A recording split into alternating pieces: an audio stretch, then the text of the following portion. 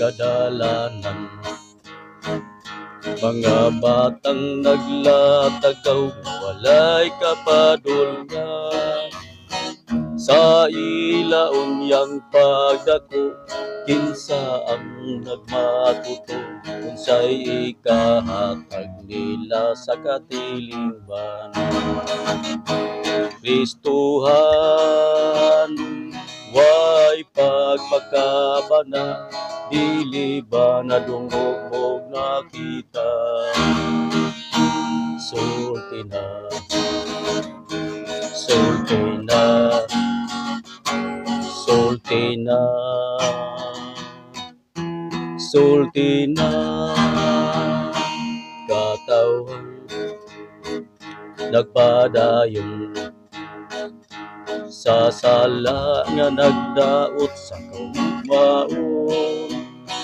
Kung imo silang tan-awon, daw nagmalipayon, apan sulod sa ilang dughan nagmasulubon. Kristuhan,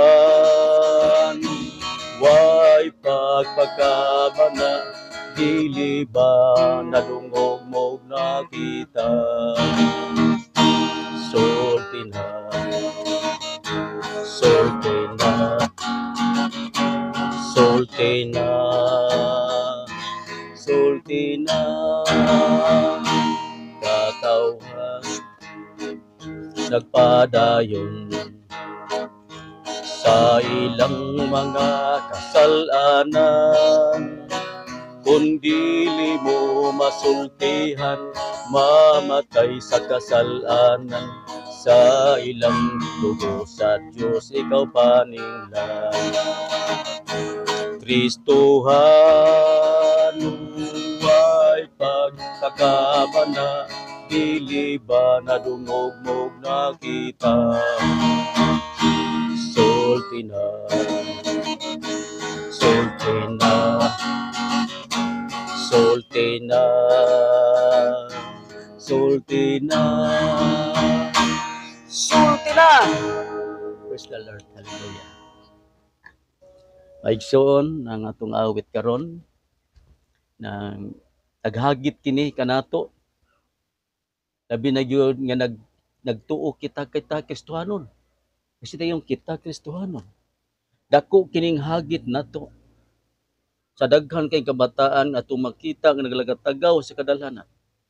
Unsa naman unya ikahatag sa katilingban kung walay nag-amuma, kung walay ginikanan nga nag-atiman kanila. Muna mga igsoon, dako kining hagit nato nga atong unta silang matabangan. Kung dili katabang ang ato ang kaugalingon, atong iampo sa Ginoo nga unta atimanon sa ilang ginikanan o kaparentihan nga unta dunay mabuhat niini.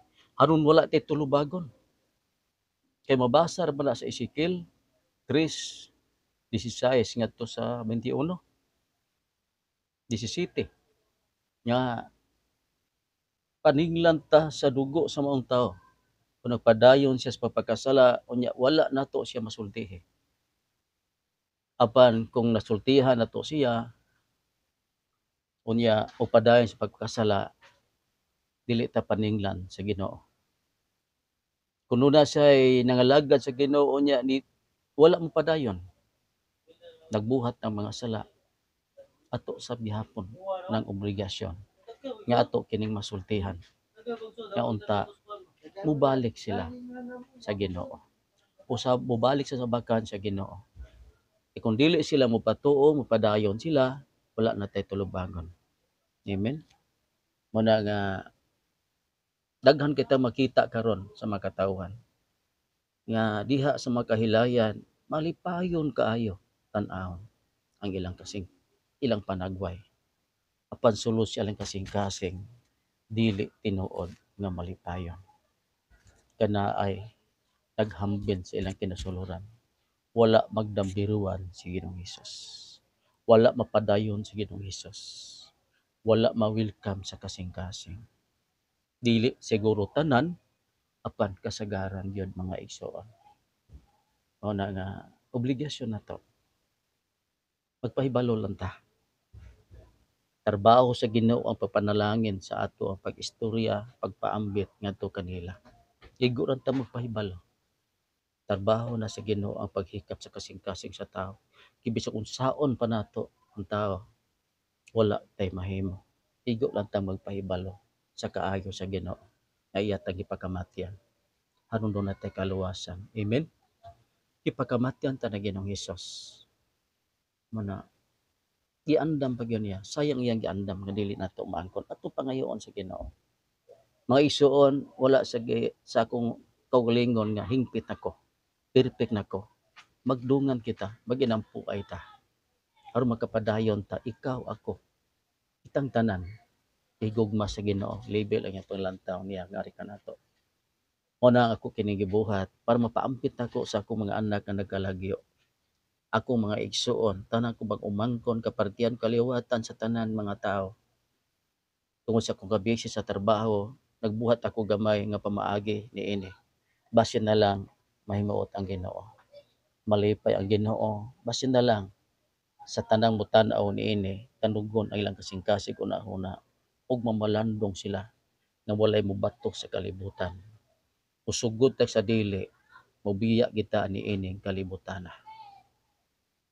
Kaya nga naman si Ginoong Hesus, niagi kamatay, pagkumanilingkod siya sa Amahan. Mga isuon, mauna ang ato ang disenyo na nadaan sa atong kinabuhi nga moagi tag kamatayon. Una atong i-prepare, unsa pag-prepare, pag-ampo sa Ginoo nga ma-prepare ta kung moabot ng panahon na nga iya tang kuhaon. Amen. Pakan Ginoo, praise the Lord.